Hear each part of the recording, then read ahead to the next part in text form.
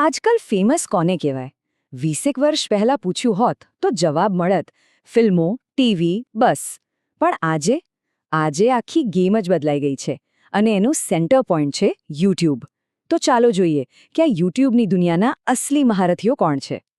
તો સવાલ એ છે કે જો યુટ્યુબ દુનિયાનું સૌથી મોટું સ્ટેજ છે તો પછી એના પર રાજ કોણ કરે છે? કોણ છે એ સ્ટાર્સ જેમની પહોંચ કરોડો લોકો સુધી છે? અને સાંભળો, જવાબો કદાચ થોડા ચોંકાવનારા છે, કારણ કે આ લિસ્ટમાં કોઈ એક દેશ કે કોઈ એક ટાઈપના કન્ટેન્ટનો દબદબો નથી, બિલકુલ નહીં. ચાલો શરૂઆત કરીએ એક એવી કેટેગરીથી જે કદાચ કોઈએ વિચારી પણ નહીં હોય. આ લિસ્ટમાં સૌથી ઉપર કોણ છે ખબર છે? બાળકો.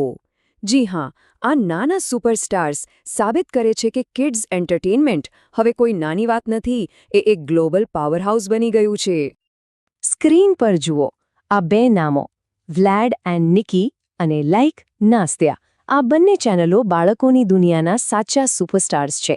બંનેના સબસ્ક્રાઇબર્સનો આંકડો જુઓ, 100 મિલિયન, એટલે કે 10 કરોડથી પણ વધારે.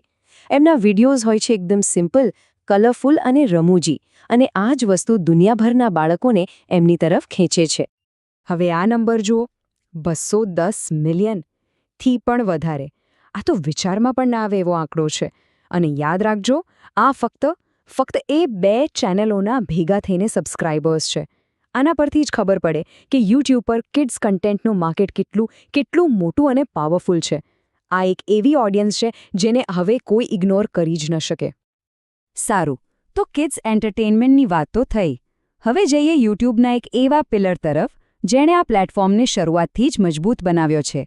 એક એવી દુનિયા જેણે યુટ્યુબને આકાર આપ્યો, અને એ છે ગેમિંગ. અને જુઓ, ગેમિંગની વાત આવે ને તો એક નામ મગજમાં સૌથી પહેલાં આવે, પ્યુડીપાઈ. સ્વીડનનો આ ક્રિએટર, એણે પોતાના ગેમિંગ વિડીયોઝ અને એની ફની કોમેન્ટ્રીથી આખી એક જનરેશનને ઇન્ફ્લુઅન્સ કરી છે. 110 મિલિયન કરતાં પણ વધારે સબસ્ક્રાઇબર્સ. એ યુટ્યુબના એવા ઓરિજિનલ સ્ટાર્સમાંથી છે જે આજે પણ એટલો જ રેલેવન્ટ છે. આ બહુ મોટી વાત છે. ચાલો હવે વાત કરીએ ટોપ 2ની, નંબર 1 અને નંબર 2. અને આ ખાલી બે ચેનલોની રેસ નથી, સમજ્યા? આ તો બે અલગ અલગ દુનિયા, બે અલગ અલગ આઈડિયાઝનો મુકાબલો છે. એક બાજુ છે એક મોટું કોર્પોરેશન, અને બીજી બાજુ છે એકલો માણસ, એક ક્રિએટર, જેણે એન્ટરટેનમેન્ટના નિયમો જ ફરીથી લખી નાખ્યા છે. જરા આ ચાર્ટ જુઓ, આ નંબર્સ જોઈને તો માથું ફરી જાય. ટી સિરીઝ 250 મિલિયનને પાર, અને એની પાછળ જ છે મિસ્ટર બીસ્ટ, 200 મિલિયનથી પણ વધારે સબસ્ક્રાઇબર્સ સાથે. આ ખાલી આંકડા નથી, આ એમની ગ્લોબલ રીચનો, એમની તાકાતનો પુરાવો છે. તો ટી સિરીઝ છે શું? વેલ, એ ભારતની સૌથી મોટી મ્યુઝિક અને ફિલ્મ પ્રોડક્શન કંપની છે. એમની ચેનલ એટલે બોલિવૂડના ગીતો અને ઇન્ડિયન પોપ કલ્ચરનું હબ. એક એવો કોર્પોરેટ જાયન્ટ જે ભારતના કરોડો લોકોના મનોરંજનને રિપ્રેઝેન્ટ કરે છે. અને હવે ટી સિરીઝની સામે જુઓ, મિસ્ટર બીસ્ટ, અમેરિકાનો એક છોકરો જેણે એકલા હાથે આખો એમ્પાયર ઊભું કરી દીધું છે. એના વિડીયોઝ તો કોઈ હોલિવૂડ ફિલ્મથી ઓછા નથી હોતા.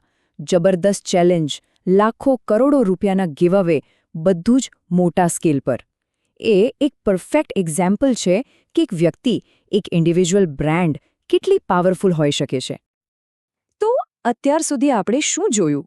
આપણે બાળકોને હસાવતા સ્ટાર્સ જોયા, એક ગેમિંગ લેજન્ડ જોયો, એક મોટું મ્યુઝિક કોર્પોરેશન જોયું, અને એક મેગા ક્રિએટર પણ જોયો જે એકલું જ આખી સેના છે.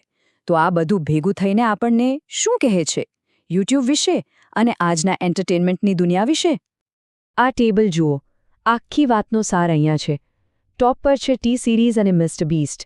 એના પછી આવે છે પ્યુડીપાઈ, લાઇક નાસ્ટિયા અને વ્લાડ એન્ડ નિકી. દરેક નામ એક અલગ કન્ટેન્ટ, એક અલગ ઓડિયન્સ, અને ખબર છે, આ જ ડાયવર્સિટી, આ જ વિવિધતા, એ જ યુટ્યુબની અસલી તાકાત છે. મતલબ એકદમ સાફ છે.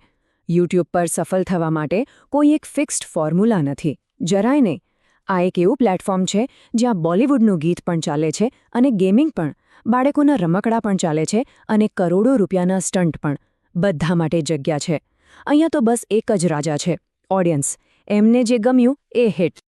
અને આ બધી વાત આપણને એક મોટા સવાલ પાસે લાવીને ઊભી રાખે છે કે ભાઈ, જો દુનિયાના સૌથી મોટા સ્ટાર્સ એક કોર્પોરેશન, એક ગેમર અને બાળકોના એન્ટરટેનર્સ પણ હોઈ શકે છે, તો પછી એન્ટરટેનમેન્ટનું ફ્યુચર કેવું હશે?